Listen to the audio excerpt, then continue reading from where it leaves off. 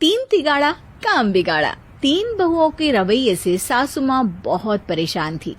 दरअसल बात ये थी कि तीनों बहुओं में किसी बात को लेकर अनबन हो गई थी। तब से ही तीनों एक दूसरे से मुंह फुलाए रहती थी। ना कोई सीधे मुंह किसी से बात करती, ना किसी का कहना मानती। पड़ोसी भी इस बात को जानते थे और जाने कैसे कैसे बातें भी करते। इसीलिए सासू माँ ने तीनों बहुओं को तुरंत अपने कमरे में बुलाया।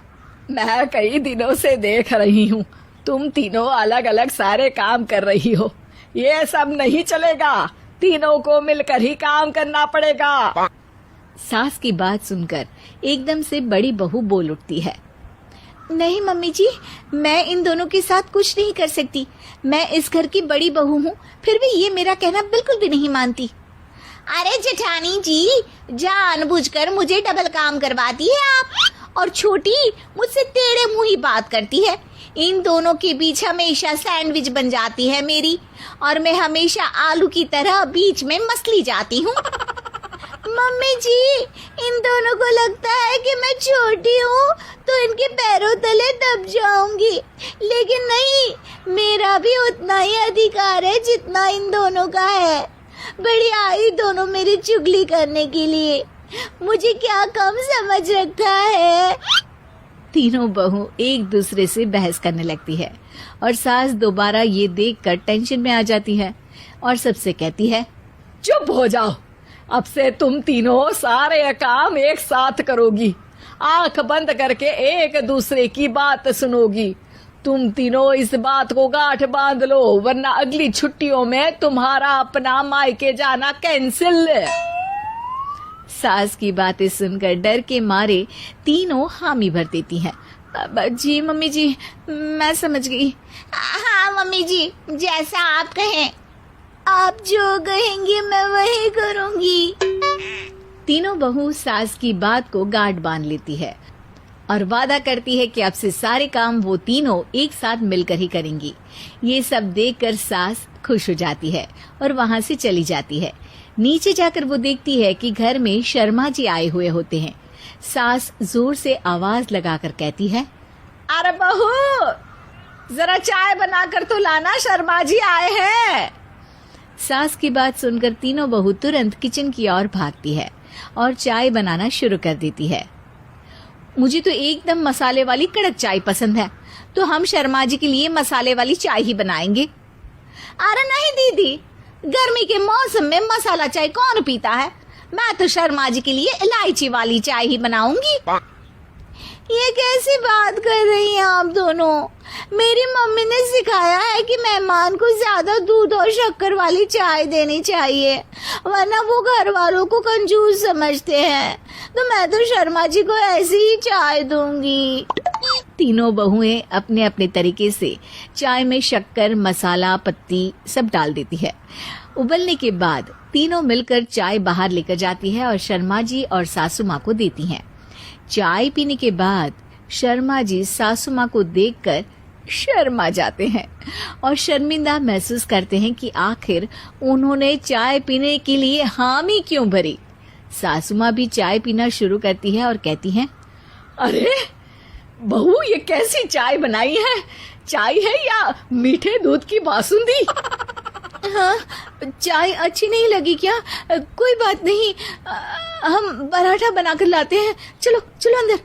हाँ हाँ चलो, हाँ आती हूँ मैं भी। नहीं नहीं, मेरा पेट चाय ने ही चौपट कर दिया, वही काफी है। पराठे से पोपट नहीं करवाना, मैं तो चलता हूँ।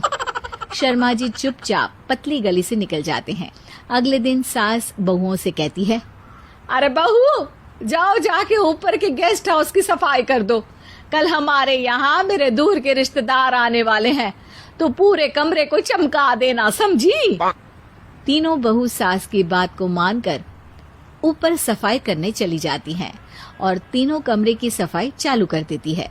बड़ी बहू मकड़ी के जाले साफ करती है, तो बीच वाली झाड़ू लगाना और छोटी वाली सर्फ डालकर जमीन धोना शुरू कर देती है।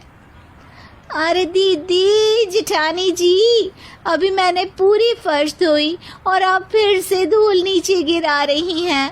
और मछली जेठानी जी, आप बिना झाड़ू की धूल यहाँ छटक रही हैं। अरे तीनों को साफ करना है, एक साथ सफाई करते हैं ना। अरे वही तो, हम साथ साथ हैं, घर साफ साफ है। तीनों बहू ऐसे ही काम में उलझ जाती है और 2 घंटे तक एक ही कमरे की सफाई करती रहती है। बहुत देर से अपनी बहुओं को ना देखने के कारण सास ऊपर कमरे में उन्हें देखने जाती है, लेकिन कमरे में घुसती ही वो गीली फर्श पर फिसलने के कारण नीचे गिर जाती है। ओरी मोरी मैया, हड्डी मरोड़ के रख दी। आए मेरी तो कमर ही टूट गई रे। तीनों बहुएं सास को उठाती हैं और बिस्तर पर सुला देती है। अरे मेरे हाथ पैर दर्द कर रहे हैं, दबा दो, आराम मिलेगा। हाँ जी माँ जी। अरे जी माँ जी, जी माँ जी। और तीनों बहुएं एक साथ सास के हाथ को दबाना शुरू कर देती है। माँ की तो चीख ही निकल जाती है और नतीजा ये होता है कि सास के बचे हुए शरीर में भी दर्द उठ जाता है। हाय राम, ये क्या कर दिया तुम तीनों ने। अरे मेरी तो किस्मत ही फूटी है कि तुम जैसी बहुएं मुझे मिली। हे भगवान, पूरे शरीर में दर्द बढ़ गया है। अब तो पता नहीं कि चल भी पाऊंगी या नहीं।